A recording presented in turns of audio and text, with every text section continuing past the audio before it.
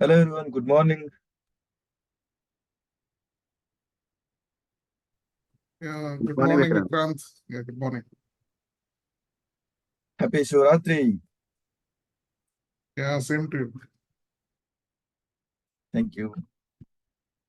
Yeah, So let, Vikrant, I don't know if anyone has an issue. I think we should start the class at 8:45 every day. I mean, because I have a meeting at 10. That's what I was saying. That can we start the class at 8:45? uh, I'll tell you because today and tomorrow anyhow it will be 8:45 only. Yeah, if no one has an issue, just wanted to raise this issue. Yeah, it's just a Uh, small uh, request. Okay, I'll confirm by tomorrow. Okay, because I am okay with that, so I need to discuss with the admins. Okay, thank you. Yeah. So, Vikrant, I had some questions regarding that sheet you had given and all. So in that sheet, Okay. you had given a lot of built-in functions and all. So like there were a lot of functions like ASCII was there, then breakpoint was there. I mean, Mm. could you give us some examples where to use them, how to like breakpoint? I could not get a good example how it works. Maybe you can give us a small demo on that. And there were other functions like byte array. I didn't understand what could be the purpose, where it will be used. And there were So others that's like that's yeah. what the exercise which I am given for you all. So I Hmm. just given the list. So I would not say like if this is like if we have a 30 and 40 built-in functions, we are going to use all the functions together. No, not at all. If you are not understand that well, so you can just try to explore in your free time. So whatever those important Python built-in functions. So I just showed one section, right? So that is actually what it called efficient coding using Python built-in functions. So those functions we are going to use in coming days.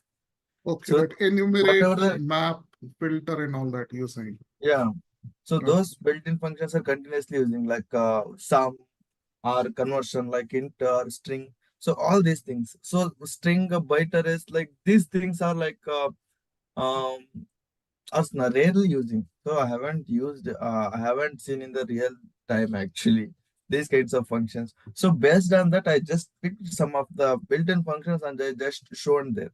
So if I go with like each and every built-in function, each and every keyword of the Python, this class will never going to end, Okay. right? That's actually scenario, right? So Yeah, I mean, there was like one function was like, I think memory view or something. So I could understand what could be the usage in data science for that. And I how would would we not like use? that's what I said. So I'm not going to say like all the Python built-ins are going to use and very much useful in machine learning. This Python built-in function is not only dedicated for machine learning. So it's just a part of your coding. So if you want to becoming a data scientist, okay, so it is not like you are not only a data scientist. Somehow you should know some development skills of Python, Okay. right? Okay. So machine learning, just I'm just giving you an example. So machine data scientist only do the model training only. So model training in the sense that your data is ready with all the cleaning and all these things. Okay. Then your job as a data scientist job is to just check the data, split it as a test and train, apply some machine learning algorithm and get the results. This is what the data scientist job. But nowadays in the market, organization and some companies expect a full stack data scientist. Like the guy should know the data transformation as well and coding as well and the machine learning and the deployment, everything they're expecting actually. If you know the pain of data engineers, then you could understand like how the data it looks, how data is behaving, right? If you know like how data analyst is going to analyze the data and extracting some business key points from that data, then you can build a good model based upon that. So that's why you should have some knowledge on all the backgrounds, all the domains. So that's why I'm just showcasing all of these things, right? Okay. Okay. Thank Yeah. you.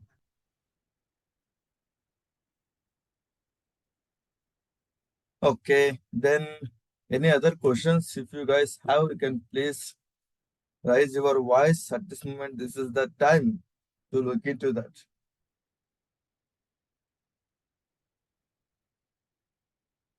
Okay, then if not, so we'll continue our Python session as it is.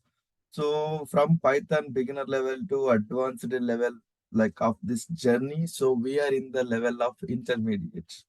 Okay, you people are very familiar with a Scratch Python coding, I hope.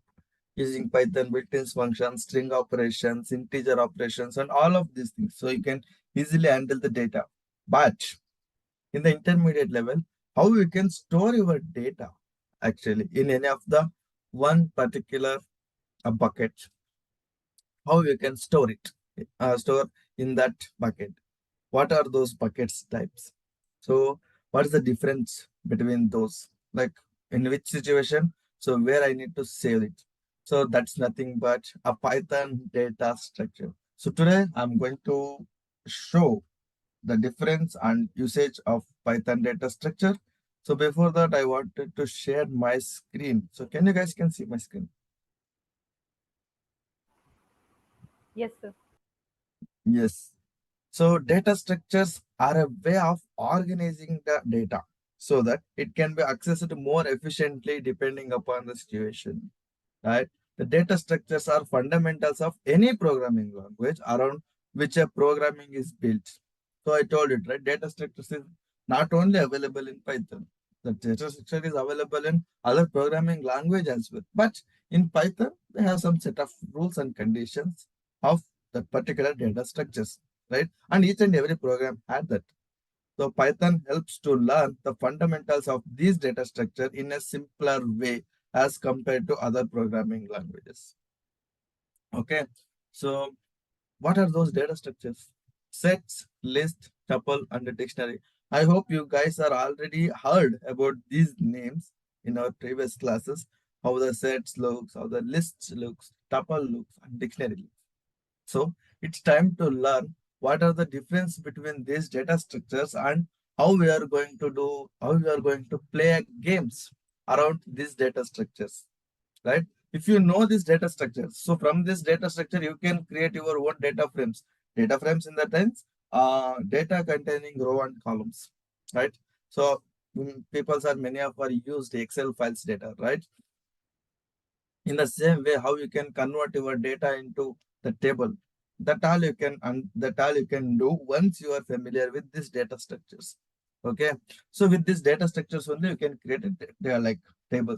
So you can just imagine. First we have learned the type conversion, string operations, all the Python scratch things, right? It means playing around the data. Now you are going to play with the data structures. So if you know the data structures, then you can move ahead with the creation of the table. So you can just see the journey between the numbers, journey between the data to data frame, how it is going, right? So that's why I told you are now you are in the intermediate level, in the middle stage.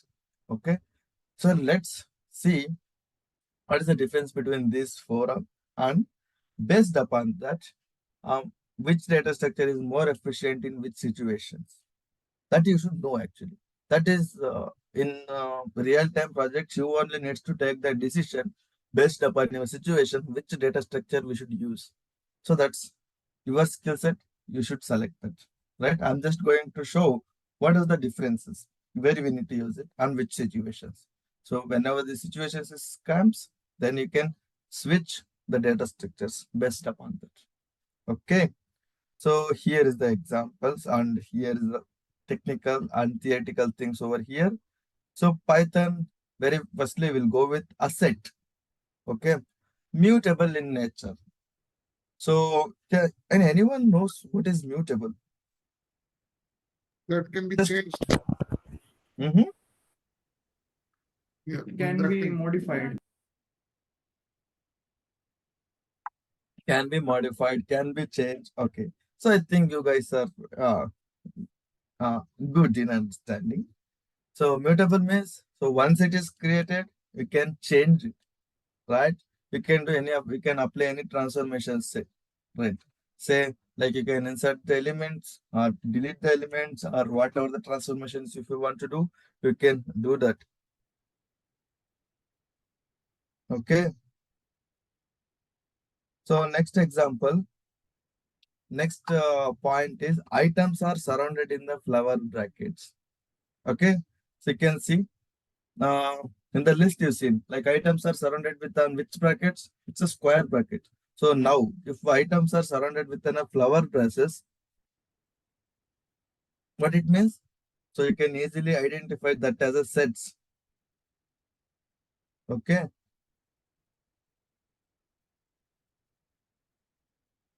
And then is sets consumes very less memory. So while using this data structure, you need to think about some a background, a backend utilizations of some components, right? So let's say here if you are using some 10 numbers, some 20 numbers, 30 numbers. You can say that are the 10 records, 20 records. What if, what if the data is more? Like if we have hundreds or thousands. So then what happened? Some of the data structure is going to consume very harsh memory, very huge memory. So then what happened in that case, it will slow down the performance of our execution, right? So Vikrant, you mean this data structure uses less memory in comparison to other data structure, list, tuple, and dictionary, correct? Yes, yes. So sets will consumes a very less memory. I'll tell that why. Okay. So you can see sets also have the several built-in methods. Why? Several built-in methods. If we have any built-in method, it means so we can do the transformation. If we can do any of the transformation, if we can apply or remove any of the elements, it means it needs some certain built-in method, some supporting functions, right? So that's why it is a mutable in nature. So we can do any of the transformation. So that's why only we have several built-in methods. Okay. And that another characteristics is only unique values. Only unique values in the sense it will not accept any duplicate records. Okay. So what happened if we have a value from 1 to 10? So from that 1 to 10, if we have uh, a repeated values, then automatically it is going to remove one of them. It is only going to take the one common elements. Okay. It is not going to accept any duplicate values. Okay. So then now I'm going to raise one question. So if you have any other data structures, okay, you have some list or tuple, whatever it is. So those were those containing those records containing some duplicated values. How you are going to remove that?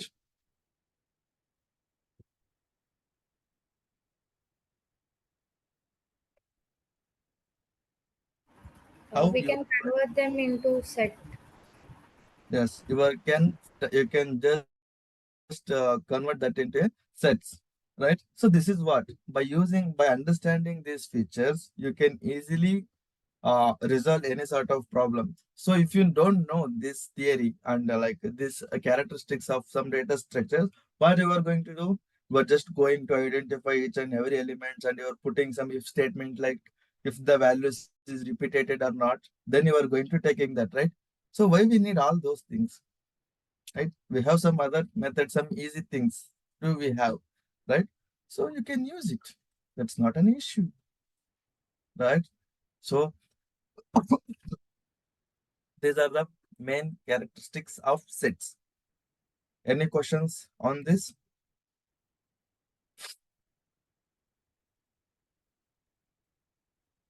Yes, I hope everyone are clear on these things. So let's see with example one by one. Okay, so you can see this is the first example. So what it means? Items are surrounded by a flower brackets. So we have these many items, like iterable items separated within a comma and surrounded within a flower brackets. It means what it means? This is a sets. Okay. So let me check the type. Let me check the type that is input P. That is a set. Right? So you can why it is coming here. So you can call directly say it as this is a set type. What is the type of this input? It's a set. By you can check it by using type function, right? So it will accept not only a string values. It's a mixture of integer values as well. If you wants to give out values between that values among these values, that also can provide. Okay, that's a set type. But this data structure you can provide any sort of values, whether it could be a strings or integer, any values you can provide it. Okay, let's see how many methods, built-in methods is available with this assets. Okay, so let's go input underscore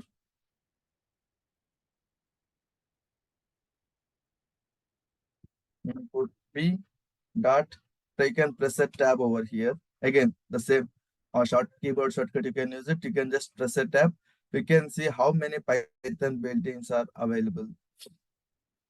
You can see maybe add. Add is means if you want to add any of the element into your existing set, you can use it. And clear. Clear, what it will do? The names indicate that it will clear all the elements inside of your lists. Then if you make a copy of that, if you want to take a difference of that, if you want to discard or insertion elements, and again that name itself indicates like what is the operation it is going to do. Pop, remove, okay, and union, update, all of these things. So to understand that transformation, like how we can do the transformation and all, we don't need any rocket scientist for that. It's not actually rocket science. So you can directly call that function and just press on, like, let's say I want to add elements. Okay. So you can use it and you can just click on that shift tab, add an element to the sets. So if your goal is to add elements to the sets, you can just use this add, because the docstring says that, yeah, this is the method to add the elements. So I'm just going to add it as 50, executing that line. So this line got executed. Now it's time to see in underscore p. Can print it. See that 50 is got added there, right? And it is going to sort it. So the values are get sorted in the sorting order. Okay. This is how you can do. And if you want to clear, if I can press the tab over here and we have, yeah, if you want to remove elements, can go inside of that, remove any elements from the set. It must be a it must be a member. If you want to remove any of the elements such that is already there inside of your sets, if you want to remove it, you can remove it. I want to remove 50, so I can run it. So see, so it is removed. See that 50 number got removed from the existing sets. Okay. So in this way, you can easily understand it. Like then how we can append. So right now we are just adding one or two values, right? How we can add a max, like multiple elements, multiple inputs into this list, existing list. How you can add it? So you can just use update, input dot update. Okay. So again, if you want to add a multiple elements, then you should use in a set format. It means you can append a multiple set, like multiple values set into that existing set. So I may want to add 3, 4, 5, 6. See, so I want to add this 5 elements together into that existing set. How you can use this update method and you can add it. See, let's see the one. See, the values are added. 1, 3, 4, 5, 6. Let's add it. Okay. This is how you can remove the element, and at the end, if you don't want all these elements, if you want to clear it, if you want to vanish it, you can just use clear function. So now this sets should be empty. See, it's empty set. All the values are gets removed. And once you have cleared the data, then it is not possible to revert it. So be careful while using these clear methods. Okay. Any questions so far? Sir, The difference between add and updated, add only one, we can only add one element, whereas update it is many, is it? Yeah, it is multiple elements. No, for add, like what's the difference between add and update? I had a question. For Add is add, going to add can we only only one add element. one element? For update, many elements. That's it, right? Yeah. So Okay. for add element, it will not require you to provide any of the data structure. So you can see I directly added the values, Yeah. 50 like that. But Yeah. if you want to add in multiple elements, you need to bring that with some buckets, right? Mm-hmm. Bring that some bowl. If you want, if you have a single element, you can bring it by your hands. But Okay. if you have any multiple elements, you need some bowl or something, right, to hold all the values. So that's Yeah. what I used here. So that bowl is become, and right now it is a set. Okay. Got it. And this update. So clear. So right now you are able, you guys understand that how you can add the elements, remove the elements, and add the multiple elements and remove the all elements, right? So this is what that mutable nature. So once it is created, we can do any sort of transformations. sir, a small question. Mhm. Will the sorting happen directly after creating, like while storing it in memory? Yeah, it's like directly happen while storing in its memory. So once you have created, then in the next upon, if you did any of the transformation, it is directly going to make the sorting. So, but in other data structures, it is not possible, but in the sets, it is possible. So if we don't do any operations, it will be in the same order, and if we do any operations, then only it will be sorted. Yeah, see here. Uh, so once you have created, it gets sorted internally while Okay, you are it, doing to print it. okay. By directly by before storing only it sorts and stores. Yeah, it starts and stores when you want to use it. So on that time only it will gives the sorted results only. Okay, sir. Yeah. So, but what is the advantage of being sorted automatically? Because suppose if we are having the idea and then try to pull that element using the index of that element, so we Mm-hmm. don't know, right? By that time it has been sorted, so it itself gets sorted automatically. Do you think that there is any use of it? Because So while sort. creating the set or anything, that we will give in particular order, and we try to index and we try to get that value using its index position, but Hmm. if it is automatically sorted, we just don't remember, right?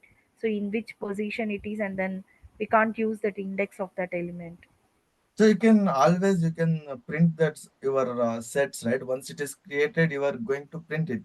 Once you store Here, all the elements. yeah, here it is okay, but if we are using that set in a Hmm. function and we are trying to pull it somewhere else, the values from a table or something, Hmm. and we are not giving the static values over there.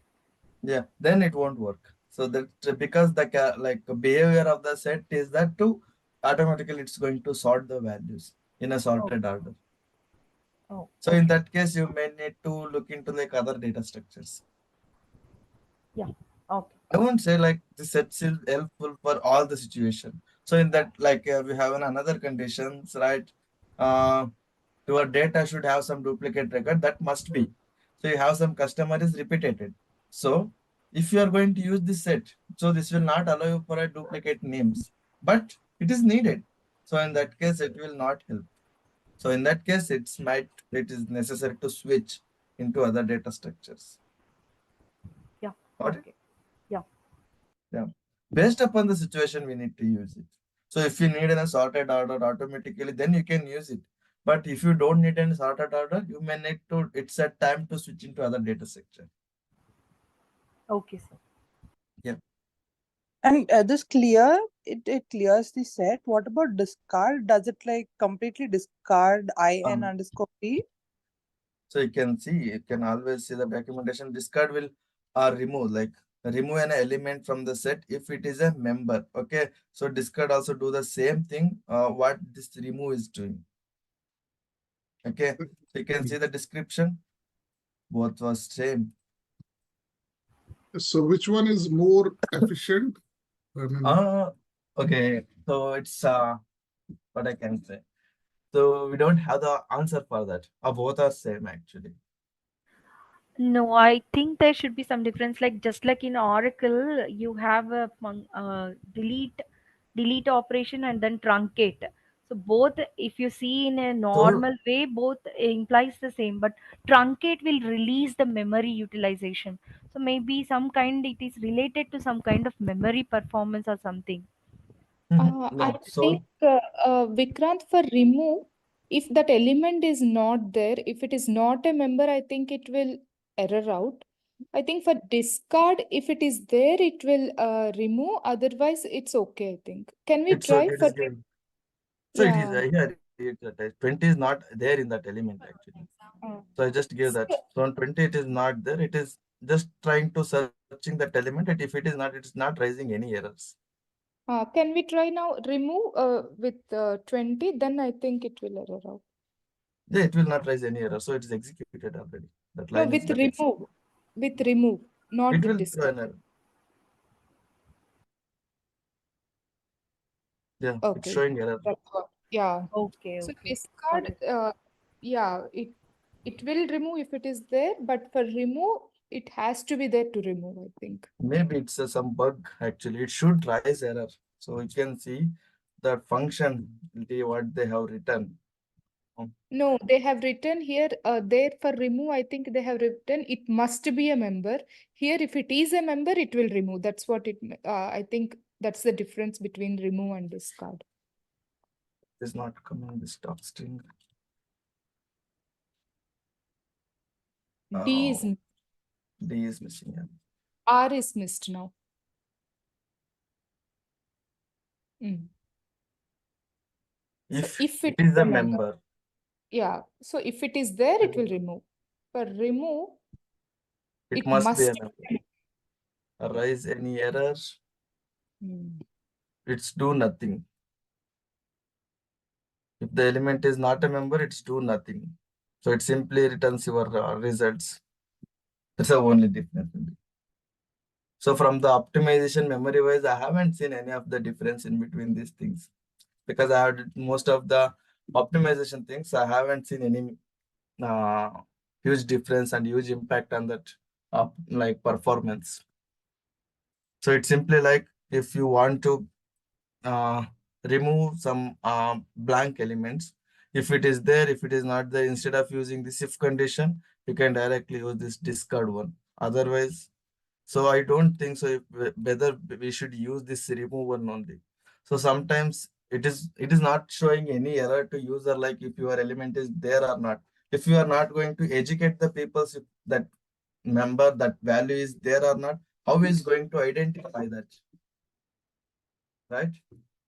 So that's why each and every time I'm not going with this list code. So I'm just going with removing the elements by giving my specialized type errors.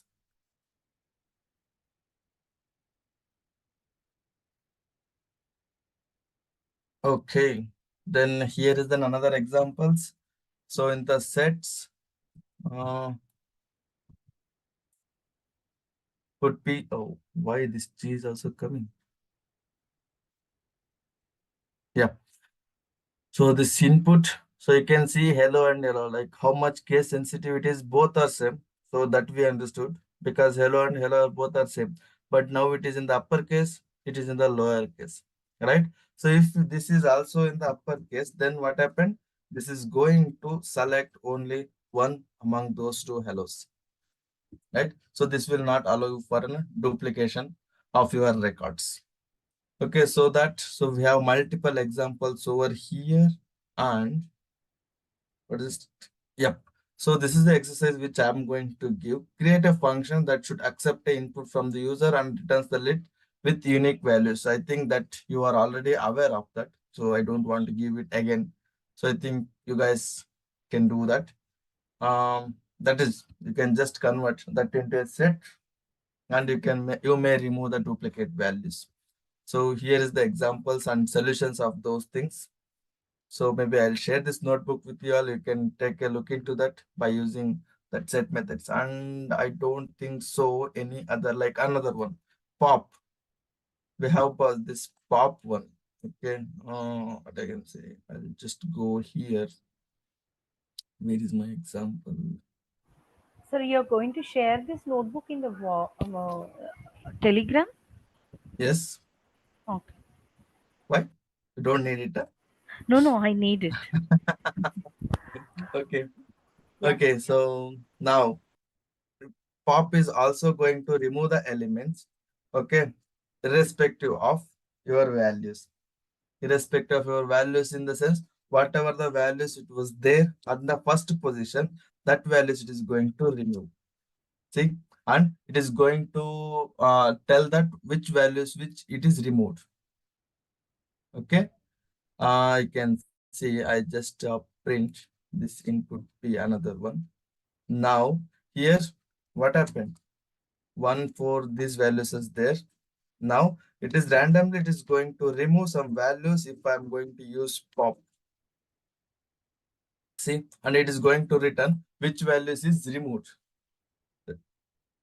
Okay, this is the another way of removing the elements.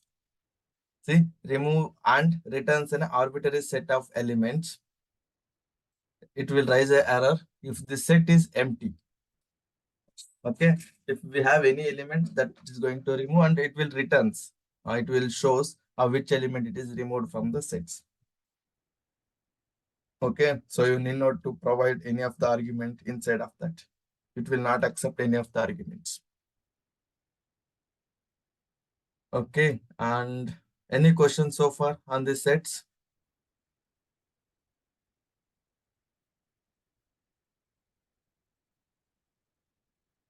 Okay, then no questions. Now we can go with another methods. That is some of we have intersection, a difference, all of these things. It means these are the methods which we are going to use it for comparing the two sets. Actually, see here we have set 3 and set 4, 3 2 4, 7 2 9. What is the common elements between these two sets? Common items? 2. 2. How I can print it? By using Pythonic way. So are we going to iterate this set and this set together and seeing the common values between those two values? It will take some hard effort. So instead of doing that, you can just use this intersection method. So set 3 dot, you can see we have intersection method. It's a function. So inside of that, what will be expecting, what it is expect. So another set that you should to provide, that is set 4. Now I'm going to print that. See, 2, it is printing that intersection. Now, you can think in a reverse order. So now we selected a common items, right, in the two sets. Now you can just see how I can print the difference items, 3 and 4 and 7 and 9. What is the different items then compared to set 3 to set 4? What are the different elements we have? If I compare this set 3 with set 4, in the set 3, what are the different elements we have? You can compare. 3 is there in set 4? No. 2 is there? Yes, we have. 4 is there? No. So then what is the expected result? 3 and 4 are the expected results, right? In the difference? Yes. Yeah. So we'll see that. See, set 4. Sorry, set 3. We'll compare set 3 to set 4 first. 3 and 4. So by comparing the set 3 with set 4, this 3 and 4 is a different element, a different element, different items we have in set 3. So in the same way, it's vice versa. Just it. If you want to see the difference between the set 4 to set 3, so the different elements is 7 and 9. Okay. And so as you guys are already know about that update methods, right? In the same way, we have an union as well. Union in the sense, what I can say, merge the two sets. Okay, set 3 dot, come on, union to set 4. See, returns the unions of the sets as a new sets. Means it's just merging the sets. If you want to merge some multiple sets, you can use this union one. Oh, come on, why again? It's going for such. These are the methods, intersection, difference. You can see have multiple examples, Apple, banana, cherry, and Apple, Microsoft, and banana. So you can see what are the difference items in between these two sets. Okay. And now we got to know like difference, like comparison between the two sets, and how we can compare the sets in between one on one. Means we have a master set. You can say 1, 2, 3, 4, 1 to 10 we have a subset example, that is 3 and 4, 5, 6, and 10 and 11. So now we want to check whether 3 and 4 is subset of this master set or not. This data set is coming out from this master set or not. 3 and 4 is coming from this master set. Yes, we have 3 and 4. And 5 and 6, yes, we have 10 and 11. We have 10 only, but not the 11. Then this subset 3 is not the subset of this master set, because these elements are not belonging in this master set. So how we can print this in programmatic, like Pythonic way, right? So you can see subset 3 dot, you can use is a subset of this master set or not. So this will returns are true and false conditions. See, contains this set, or report whether another set contains this set or not. Okay, this will just directly returns whether it is true or false. We can execute this line of code. Set 3c false, means this is not the subset of this master set, false. And if you go with a true, this is true. If you go with this one, this is true. See, you can just compare it. Right? You can check whether it is subset or not. In the same way, we have multiple examples, and you can use union and updates. So these are the multiple Python built-ins, sets, built-in methods we have in this data structures. Okay. Any questions so far on the sets? So that's all about sets. Can just have a recap on that. Theoretical things. Sets are mutable in nature.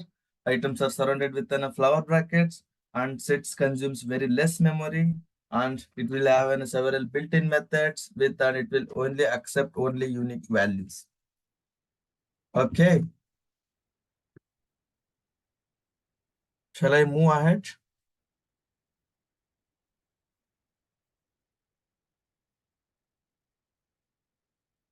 Yes or no? Yes, sir. Okay. So now the next type is, before going to that, so I'm just going with Python string methods. I hope how many of you have practiced in our previous classes notebooks, like whether what are the what I can say, a string operations, say strings transformations is available or not. How many of you have tried with methods like and all? So that's why I just given some good examples over here. You can just glance it. So one of the best string is hello world, how are you? So capitalize. So once you do the capitalize, what will happen? The first letter of that sentence is going to uppercase. So in the same way, like lower, upper, and if you really want to know the how like this, for example, H, how many times this H is repeated in this sentence, in this given input. If you want to count it, you can count it, means how many times it is repeated in this particular text. So that you can use it for count. And ends with. So is your sentence or is your text is ends with word or not? Or and starts with, is it starts with hello or not? And find, like if you want to find the index position of that particular character, you can use E. You can use find. Means it's just a search operation. let's say if he was text having this letter or not, if it is there, on which position. So you can directly go to that position and you can find it, right? And we have replace. If you really want to replace any of the character with your particular characters, you can replace it. So replace, you can replace this a space with this underscore. If you don't want to have the space, you want to replace with that space with this underscore, you can use this replace method. And split, I think you are more familiar on this split. And then these are the string operations which I wanted to show. These are the most important method, so which you are going to use in your day-to-day life. Okay. Is there any question on the string operations?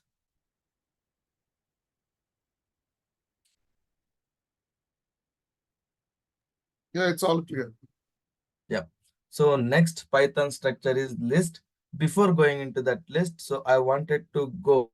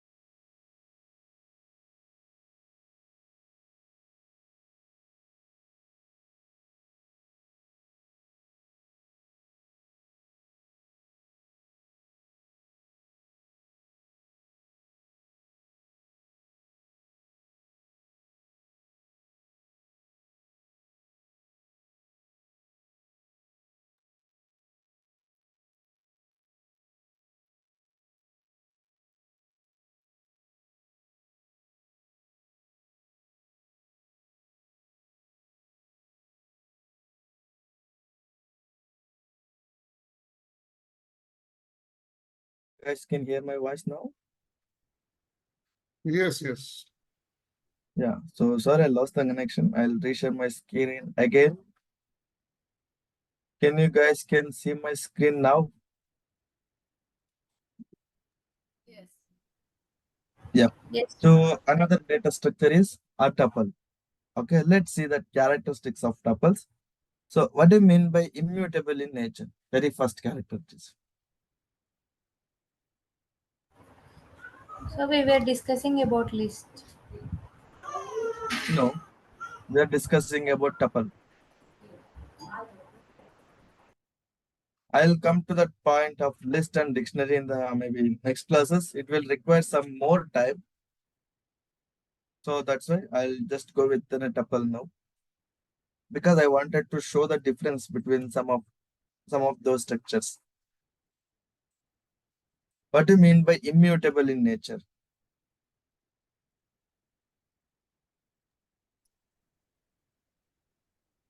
It's just an opposite definition of mutable, right? Can you guys can hear my voice still? Yes, yes. Yes, Yeah, yes, it's yes. opposite. Yeah, Yeah. it's reverse of what set is here. Yeah, it's a reverse of that. What it means, once it is created, we can't do any changes. We can't apply any of the transformations for that. Correct? That is what the tuple is. So just keep in mind that tuples is the only data structure having this immutable nature.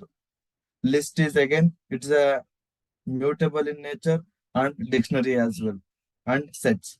These three stands in the category of mutable in nature, but tuple will stands in the category of immutable in nature. Tuples are the only data structures, or once it is created, we can't alter it. Okay, is this point clear? Now, items are surrounded in the parenthesis. Like if any of the items are surrounded by this parenthesis in these kinds of brackets, then you can directly go and say that, yeah, this is the tuple structure, tuple data structures. Okay. So tuples consumes very less memory as compared to that list. And tuple does not have any many built-in methods. Why? Tuples doesn't have a many built-in methods. Why? Because they are immutable. Yeah, it's correct. It is immutable. So you can't do any of the transformations. We can't add any elements or we can't remove any elements. We can't do anything once it is created. So for that kind of data structure, definitely we don't have a many built-in functions. We have one or two built-in functions. That's it. We don't have any multiple built-ins for this tuples. Okay. And duplicate values can be accepted. So tuples can accept a duplicate values.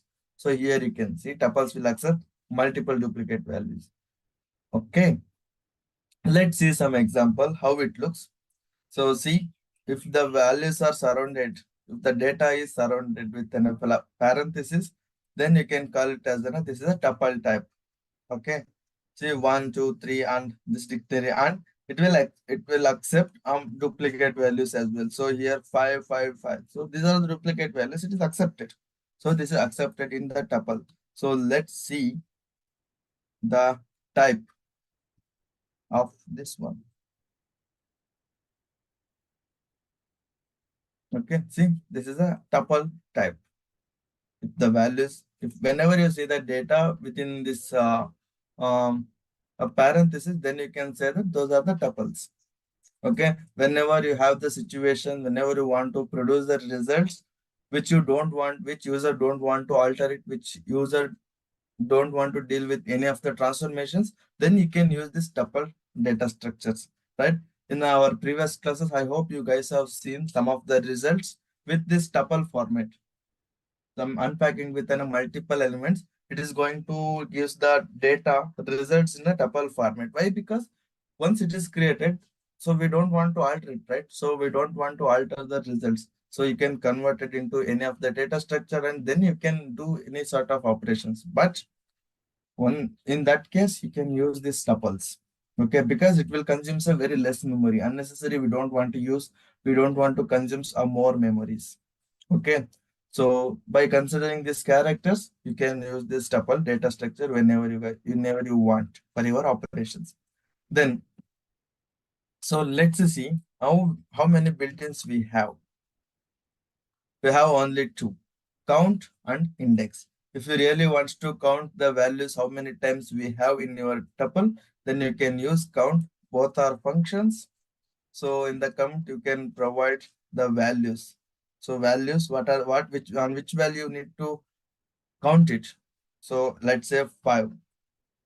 I'm just going to print it. See, this 5 value is repeated for 3 times. Okay.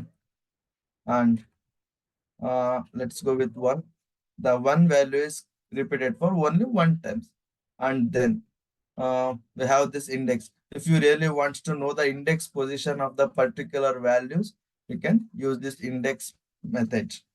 See, this H is there belonging in the 7th index position. You can just count it 0, 1, 2, 3, 4, 5, 6, 7. 7th index position. So that's it. Other than that, we don't have anything. Okay. Based upon the index values, you can just slice it. If you really wants to extract it, that particular values by using index position, you can just extract it. Okay. Other than that, we don't have any other transformations for this tuple. So what if there is a, like you have numbers and strings, what if there is a list inside it? Can't we have a list inside a tuple? You mean to say inside of that, these kinds of data structures? Yeah, I mean, inside that. Yeah, it will accept any sort of elements. It is not only dedicated for strings or list, any sort of type of input you can provide it. But the type will be tuple only because outer brackets are parentheses. If you really want to access this one, you may want to see the index position of that. What is the index position here? It is 8. So let's extract, let's bring that out from the tuple, then you can extract it. And now if you really want to extract these values, if you really want to do any of the transformations for this, then you can do that. See, now the methods which is supported for the list is available now. Okay, so it recognizes a list within a tuple. Okay, so we can modify the so list then within a yeah, you can tuple. modify the, yeah. So you can see the type. Now it should be list. See, now it's a list because we are provided a list input. So if you want to do the transformations for the values inside of this your tuples, you need to bring that out first from the tuple, then you can do the transformations. That's totally okay.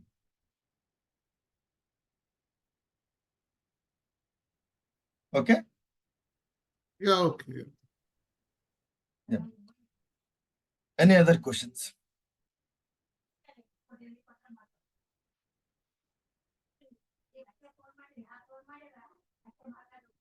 Okay. So then I'll take a pause now for this weekends, and I hope you all can have a good weekends today and tomorrow. And tomorrow we have a classes at the same times. Okay.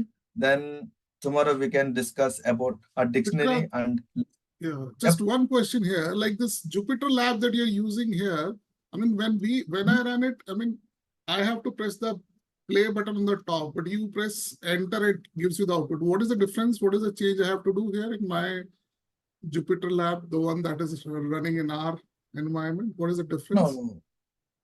No, you should not run only enter. Like what is the key? What is the you need to press Shift control enter. enter or shift Only enter. enter. Shift, I'm sorry, Shift Shift enter. plus enter. shift enter. Okay, okay. Yes. And when I run it, I mean, like for you, you have given like tuple in one line and then next line you're putting type. But if I run it, it will say it is not defined. So why is that? I mean, in our environment, what is this? Like I have to put everything in one block. What is the reason for that? I mean, Yeah, I'm not very. you No, can no, put this. no, we can put it. But if I Mhm. run it, it will say, it is not defined. It cannot. So I have to put both of them in one line, like 45 and 46. Like you put it right now, I have to do it like this. If I have to run something, I have to execute. What is the reason for that? I mean, you do have to put some setting No, there? it should. No, we don't have any settings. Maybe you can try this one, like shift enter by pressing, like if you want to execute this particular cell, you have to run shift and enter. And then if you press the shift enter, you can just observe the changes. I'm pressing shift enter. What happened? So this line gets executed and shifted into next cell, right? And again, I'm going to show another execution, that is control plus enter. What happened now? The line is executed, but the control will be stayed on the same cell itself, Okay. right? We have these two Okay. keywords. Who really wants to know the keyword shortcuts more, you can, maybe it will be there. Not here. Just a second. I So think it's in to show that that. tree only. Leave. Just. Oh, again, I have to go to any of the notebook. Okay, once you open any of the notebook, go to help and keyboard shortcuts. Not keyboard shortcut. You don't want to edit it. Keyboard shortcuts. So you may find multiple keyboard shortcut for multiple operations. Okay, I'll check it. I'll check it. So don't forget these comments. So if you want to do any of the operations before pressing this, press escape to enable these keywords shortcuts. Okay. Okay. Okay. Insert a cell below. Okay. For example, insert a cell below. What they are saying. So if I'm just writing, okay, some writing over here. If I press A, okay, this is not work out. So if I want to enable that keyboard shortcut, I need to press escape button. Now I can press A. Okay. Okay. This is how you need to work. Okay. I'll check it out. Thanks. Okay. Yeah, check it once. Okay, guys. So if you guys don't have any other questions, so I'll just stop the class for today. So we'll take it for tomorrow. We'll continue on tomorrow. Thank you so much and have a great weekend. Thank you all.